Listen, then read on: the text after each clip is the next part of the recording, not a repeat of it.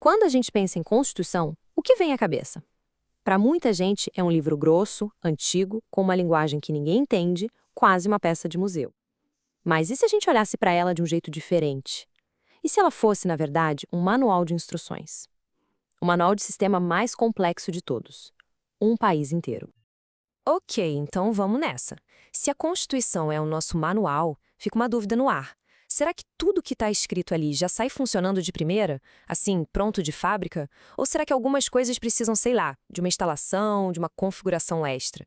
É exatamente essa a nossa questão de hoje. Entender como as regras da Constituição saem do papel e viram realidade.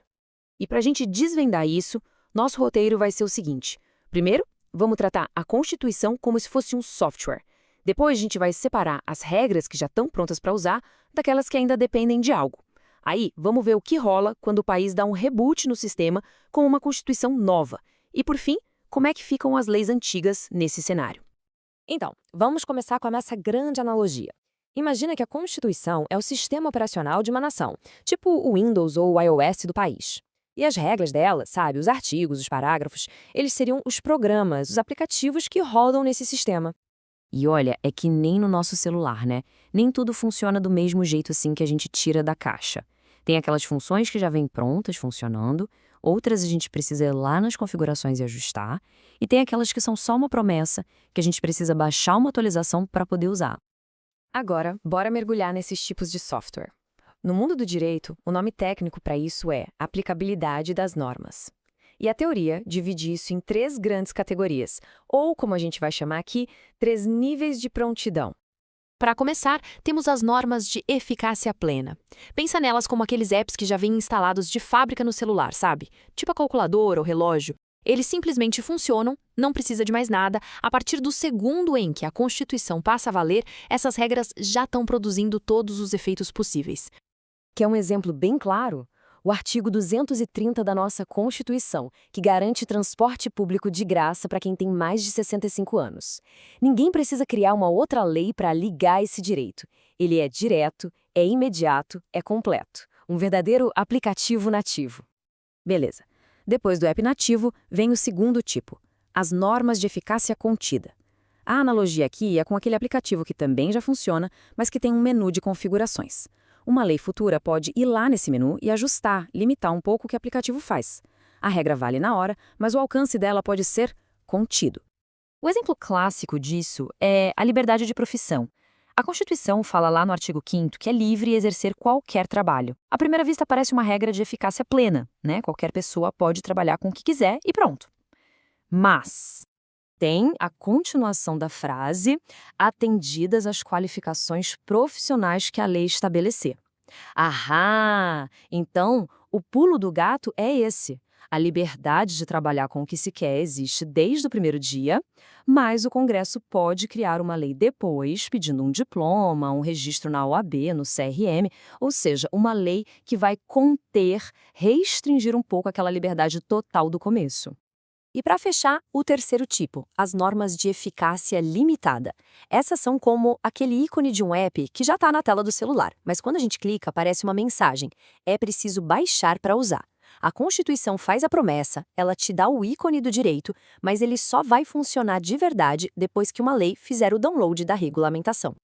O exemplo perfeito é o direito de greve do servidor público. Está lá no artigo 37, garantido. Só que o próprio texto avisa que esse direito depende de uma lei específica. Enquanto essa lei não existe, o aplicativo do direito de greve fica ali, esperando, pendente, aguardando o tal download para poder rodar. Então, resumindo a ópera, eficácia plena é o app nativo, pronto para usar. Eficácia contida é o app que já roda, mas que uma lei pode ir lá e ajustar as configurações. E eficácia limitada é o app que precisa de uma lei para ser baixado e finalmente funcionar. No fim das contas, as constituições são isso, o grande livro de regras do jogo de uma nação. E isso nos joga numa questão ainda maior. Se a gente já entendeu como as regras funcionam dentro de uma constituição, o que acontece quando um país inteiro resolve trocar o manual, jogar o antigo fora e começar com um zerinho em folha? É exatamente aqui que a nossa metáfora do sistema operacional fica mais forte do que nunca. Fazer uma nova Constituição é tipo formatar o HD do país e instalar um sistema operacional novinho. É literalmente uma reinicialização completa. E aí surge um problemão prático.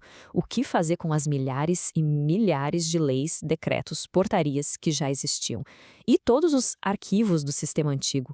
A gente apaga tudo? Será que alguns ainda funcionam no sistema novo? Esse é o super desafio do que chamam de direito constitucional intertemporal. Para essa transição não virar um caos completo, o direito criou algumas ferramentas bem específicas. Vamos dar uma olhada nas principais. A primeira e mais importante delas é a recepção. Pensa nela como uma verificação automática de compatibilidade. O sistema constitucional novo dá uma escaneada em todas as leis antigas.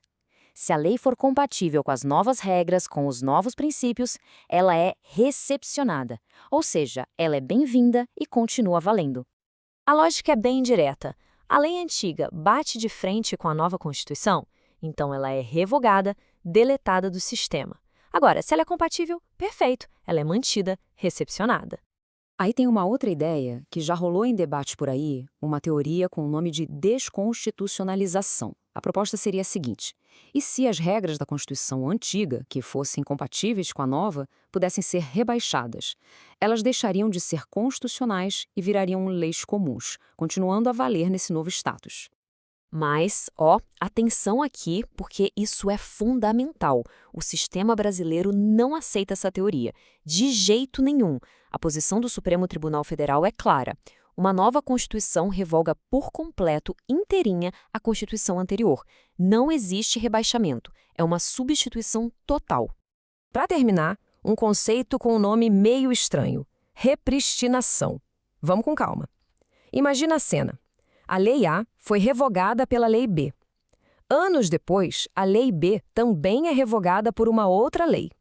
A pergunta é: a Lei A original, volta a valer automaticamente?